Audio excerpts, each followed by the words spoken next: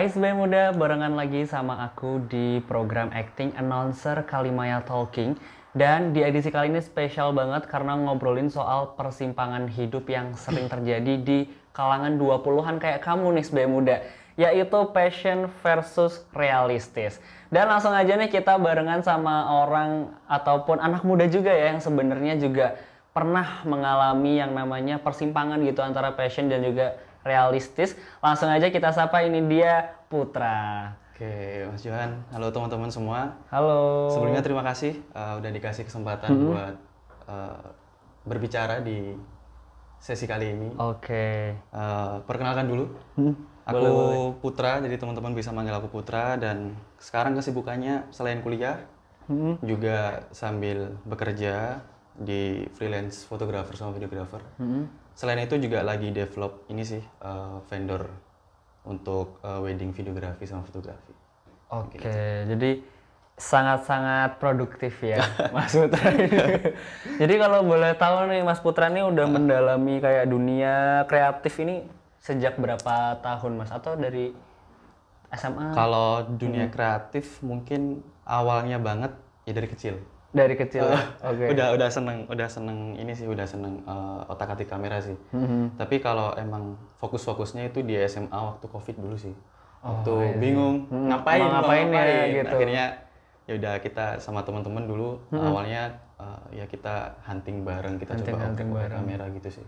Nah, kalau misalnya ngobrolin soal yang dibangun sekarang itu ya, kalau aku tahu nih tadi ada namanya Potretin. Betul gitu. banget Mas Yuhan. Nah, boleh ceritakan nih Potretin tuh kayak gimana sih?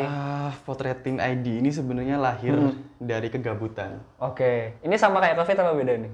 Sama-sama. Oh, sama juga. Di titik itulah coba ini mau di-share kemana hasil-hasil kita gitu. Iya. Jadinya di awal emang nggak fokus ke wedding, cuma fokus kita share aja hasil karya kita, apapun itu. Apapun ya. Dulu ke alam, terus hunting di street dan lain-lain. Itu buat ajang kita belajar dan buat intinya supaya orang tahu sih kita juga ada hobi di situ dan ya seiring berjalannya waktu akhirnya buat ke jenjang yang lebih industri sebenarnya.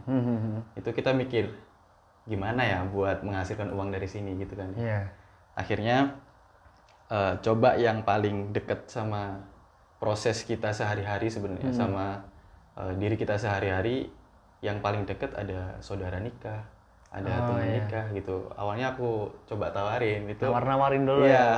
Awalnya sangat ini sih, sangat takut sih awalnya, soalnya momen sekali seumur hidup seorang, tapi kita kayak nggak pede nggak sih betul. Tapi ya kalau kita nggak start mulai saat itu, nggak bisa sampai sekarang. Mungkin nggak akan tahu kayak gimana nantinya. Tapi ngobrolin soal dunia kreatif ini kan jujur banyak orang ya yang nganggep skeptis gitu dan kayak emang bisa hidup dari dunia kreatif gitu. Tapi pernah nggak sih kepikiran kayak gitu dari diri sendiri? Dari diri sendiri sangat pernah. Apalagi dari keluarga. Wah, gimana tuh kalau dari keluarga? Keluarga kan ya standarisasi orang Indonesia kan pengen mungkin anaknya kerja dengan gaji yang pasti, tiap bulan dapat gaji gitu ya. Kalau misalkan di dunia kreatif kan, apalagi kalau kita freelance ya, bukan ikut PH atau apapun itu, ya gajinya nggak ini, tergantung dapat klien. Tergantung kliennya ya. Betul. Jadi gajinya opsional dan tentatif sebagai muda. Betul. Tapi dulu waktu pertama kali nawarin ke saudara pernikahan gitu, ada nggak sih mungkin penolakan gitu? Penolakan sempet ada. Ada ya? Ada yang kan kita nawarinnya banyak ya, saudara ini nikah. Tawarin semua. Tawarin semuanya lah. Ada yang sempet nolak, tapi ada juga yang oke gitu, karena nggak semua orang nikah di Indonesia itu mereka menganggap dokumentasi itu penting, tapi nanti pada akhirnya selesainya itu baru kerasa kalau penting. Kayak nyesel gitu. Kadang kan banyak tuh di media sosial kayak nyesel pilih vendor ini, padahal di awal emang nggak selektif pilihnya karena asal aja ya. Kan banyak kalau di kita kayak gitu, jadi banyak yang seperti itu. Itu sebenarnya keuntungan buat aku sih. Karena mereka kan nggak selektif pilih orang buat dokumentasi, jadinya aku ada kesempatan di situ untuk masuk ya, dan buat porto kayak gitu. Betul. Tapi kalau misalnya waktu abis di sidang gitu, enggak sih, pas sidang aja, waktu di forum gitu, apakah ngerasa yang gimana perasaannya? Awalnya sempet ragu buat ngelanjutin sih. Iya, Soalnya gimana tuh? alasan dari orang tua juga sangat realistis. Realistis banget Realistis ya? banget. Gimana kamu mau berkembang cuma keluar gitu doang, kayak main-main doang gitu. Iya. Jadi awalnya sempat ragu, tapi karena udah passion. Udah passion ya? Udah Itu passion jawabannya, udah di passion. dunia fotografi, videografi ya. Sama teman-teman dulu dikuatin sih sama temen. Ayolah lanjut gitu. Kita punya bakat kesini gitu.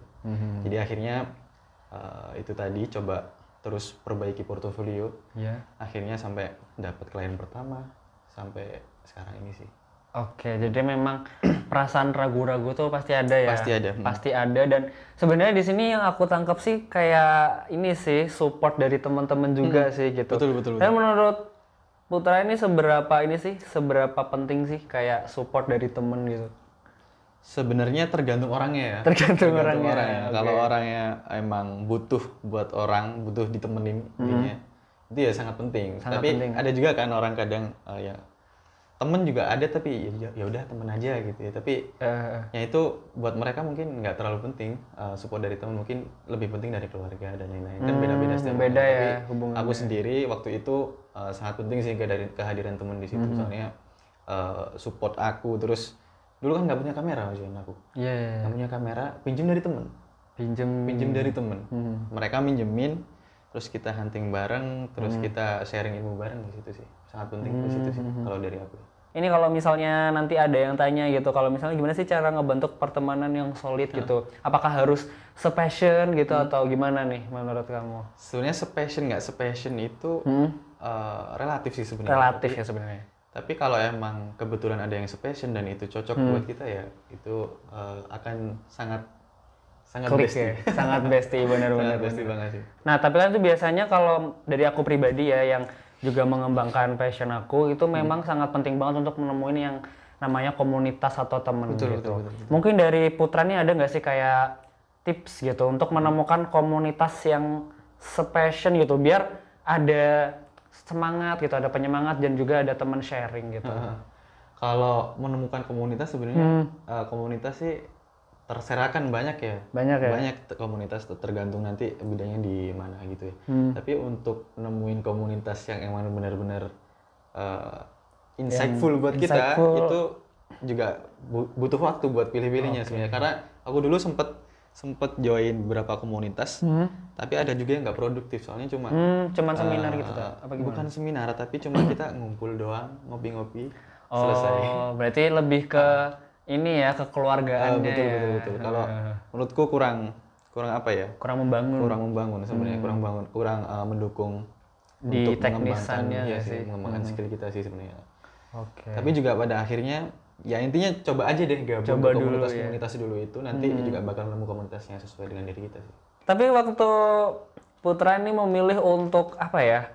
Untuk lebih memilih mengembangkan passion gitu. Ada nggak sih hal-hal yang didapatkan waktu mengembangkan passion di dunia kreatif dibandingkan waktu mungkin memilih ke jalur yang lebih formal atau jalur yang corporate gitu? Kalau ini sih, kalau dari proses pengembangan sebenarnya bedanya kita di freelance, di dunia freelance sama orang-orang yang emang ikut perusahaan atau karyawan-karyawan gitu ya.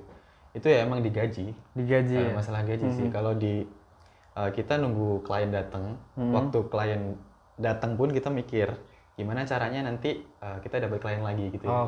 Kalau misalkan teman-teman yang karyawan gitu kan, kerja di perusahaan gitu kan, mereka kan patternnya ya udah berangkat pagi, pulang sore, paling ada lembur, besok gitu lagi, ada gaji bulanan, bahkan BPJS diurusin mungkin. Itu sih bedanya. Kalau kita ya emang harus mikir gimana sih caranya kita dapat klien selanjutnya gitu sih. Bedanya di situ. Sama mungkin ini, kalau misalkan bicara gaji ya, kita kan emang nggak pasti kalau di dunia freelance. Oh iya benar. Tapi kalau misalkan emang udah rezekinya, itu bahkan mungkin aku bisa bilang gitu ya? Bakal lebih jauh sih dari ya mungkin dari teman-teman yang karyawan-karyawan di perusahaan, atau mungkin standarnya UMR lah ya, bisa jauh di atas UMR gitu sih.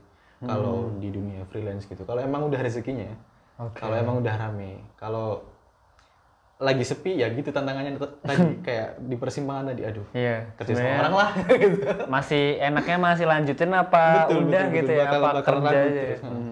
Oke, kali ini aku bakal ngasih 10 pertanyaan yang bisa kamu jawab dengan iya atau enggak gitu. Kalau bisa sih jangan cepet ya. Siap. Jadi kayak langsung spontan aja gitu. Oke, langsung. Deg-degan nih. Iya, nggak usah deg-degan ya. Ini bukan pertanyaan kubur atau pertanyaan yang gimana-gimana. Jadi pertanyaan pertama. Oke, pertanyaan pertama nih. Kejar passion, duit nyusul.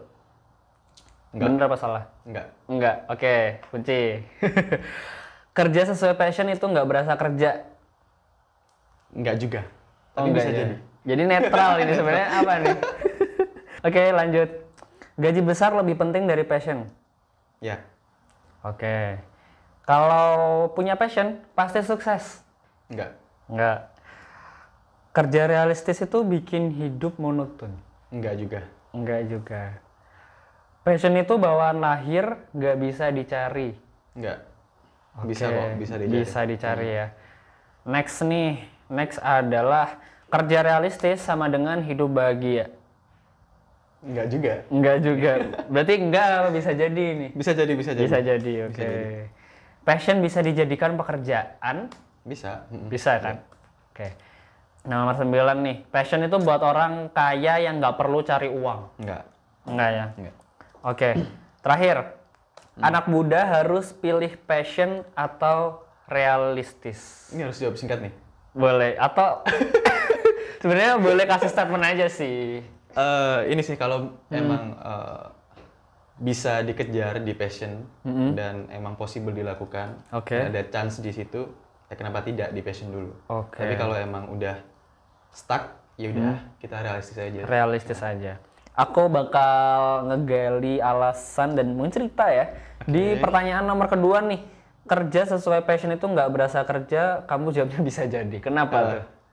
Soalnya nggak nentu Mas Yohan. Nggak nentu ya? Kadang kalau dibilang nggak capek, itu juga capek. Capek sebenarnya. Soalnya kita kerja sama kita ngelakuin hobi biasa itu beda. Pasti ada pressure-nya kan beda.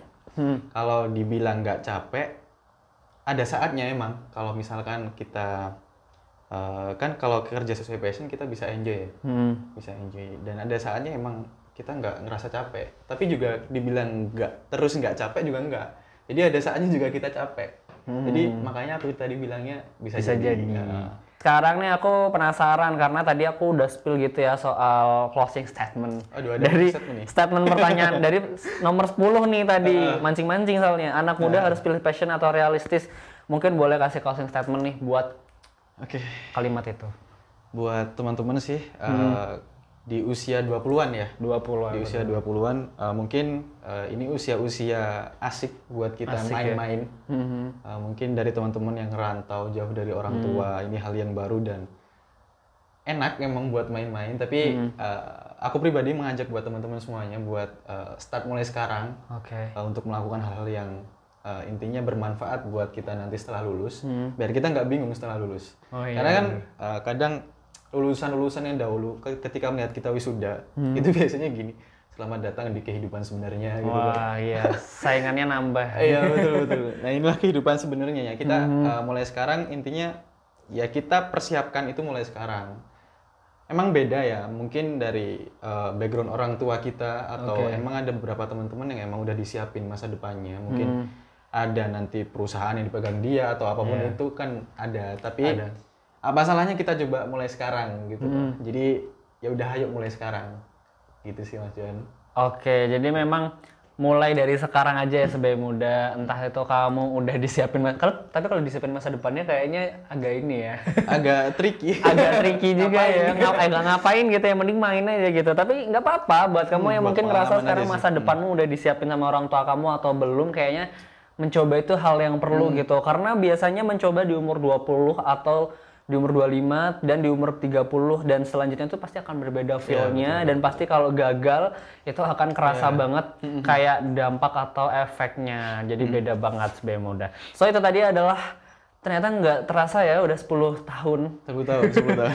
kita mengobrol di sini bersama Putra gitu di program acting Announcer Kalimaya Talking edisi Passion versus Realistis. So, menurut kamu lebih memilih passion atau realistis nih habis nonton obrolan yang asik banget ini? Langsung aja spill di kolom komentar. Dan jangan lupa juga untuk menantikan program Announcer Kalimaya Talking lainnya edisi selanjutnya. Dan thank you so much buat yang udah nonton sampai akhir dan bye-bye.